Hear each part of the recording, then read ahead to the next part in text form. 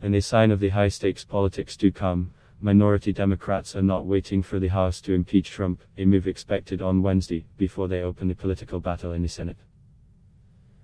In an ironic touch, they are echoing the process complaints that House Republicans used to complicate Speaker Nancy Pelosi's strategy.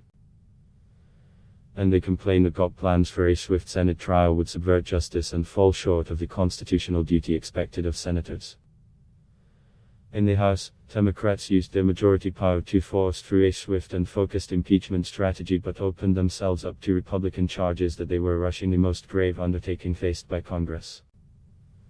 Now the situation is reversed.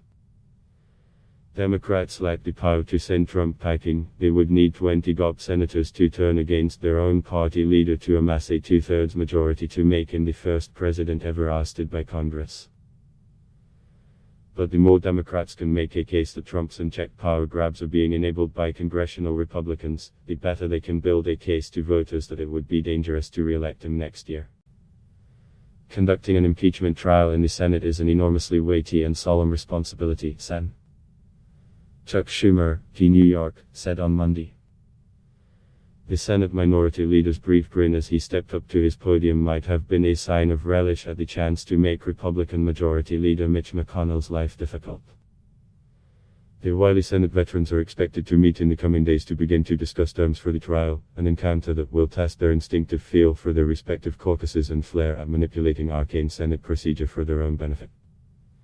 The House is expected to vote on Wednesday on 2 articles of impeachment.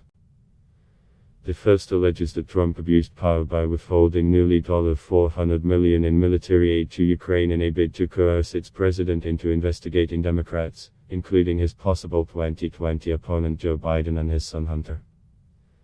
The second claims that Trump obstructed Congress by refusing to turn over documents and to allow insiders such as former National Security Advisor John Bolton and White House Acting Chief of Staff Mick Mulvaney to testify in the House impeachment probe. Schumer has asked the impeachment trial feature testimony from 4 witnesses, including Bolton and Mulvaney. McConnell told reporters he would have more to say about Schumer's proposals, delivered in an open letter, on Tuesday. But his political task became even more delicate following the latest extraordinary intervention by the president's personal lawyer Rudy Giuliani that appeared to prove an aspect of the Democratic case. Giuliani said in an interview with The New Yorker that he needed former US ambassador to Kiev Marie Yovanovitch out of the way for the backdoor diplomatic mission he conducted on behalf of Trump to succeed. His remark was the latest on the record comment, including those by Trump and Mulvaney, that bolster the case that the president used his power to advance personal political goals in Ukraine. The mounting evidence is one reason why GOP House members resorted to spreading misinformation to thwart the public's understanding of the case.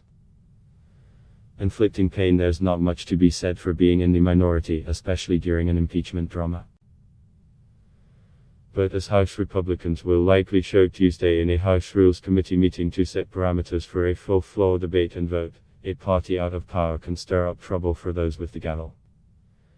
As the political dynamic in Congress shifts, Schumer is moving quickly before the holiday season, seeking to tilt the battlefield ahead of a Senate trial next month. Schumer appears to be trying to achieve multiple objectives.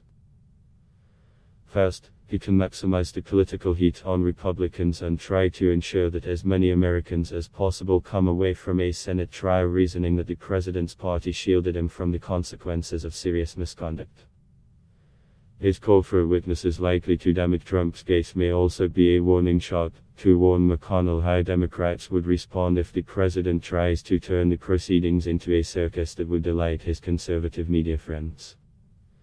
Schumer may also be targeting swing state Republicans in the short term who, in the event that he cannot reach agreement on trial arrangements with McConnell, will help shape the process in a series of majority votes.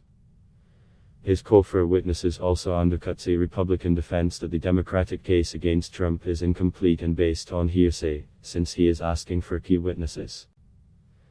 Senate Democrats believe strongly that the trial must be fair, and it's very important that the American people judge it to be fair, he said, only hinting at the political implications for Republicans if he can prove that not to be the case. But Republicans might note that House Democrats deign to pursue witnesses such as Bolton and Mulvaney to the full extent of the law in court. The gambit comes as new polls show that just under half of Americans believe that Trump should be impeached and removed from office. A CNN poll released Monday found that 45% of Americans support impeaching and removing Trump, down from 50% last month. A recent Fox News poll had 50% of respondents saying that Trump should be impeached and removed from office. Grassroots Republican voters may firewall for Trump, meaning that there will never be a two-thirds Senate majority to throw him out of office. But so far, the focus has been on House Democrats who are exposed because they face re-election in districts won big by the president in 2016. Vulnerable swing state Senate Republicans, especially those such as Colorado's Cory Gardner or Maine's Susan Collins, must also consider the political consequences of a vote to acquit Trump. Unlike colleagues in deep red Trump states or House members in gerrymandered districts, senators from purple states face a delicate balance in their decision-making, even if they eventually opt to side with Trump. In their zeal to show loyalty to the president, Republicans may have given Schumer an opening.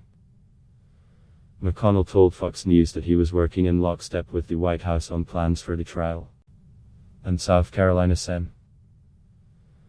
Lindsey Graham told CNN International that he did not feel under pressure to pretend to be a fair juror. The comments allowed Democrats to portray Republicans as partisan and flouting their constitutional duty to hold a president to account, even if they will do nothing to alter the broader calculation that will keep Trump in office. Republican jurors on the spot. Schumer's initiative is already making for some uncomfortable moments for Republicans, a taste of the harsh spotlight they can expect when the trial gets underway. Collins told reporters on Monday that it was unfortunate that Schumer had published his letter before sitting with the majority leader to work out arrangements for a trial. But she also displayed discomfort with McConnell's statements about coordinating with the White House. Every senator has to decide on his or her own how to approach it. That would not be the approach that I've taken, Collins said. CNN's Manu Roy caught North Carolina Sen. Richard Burr as he stepped into an elevator and asked him whether he wanted to hear from trial witnesses. No, said Burr.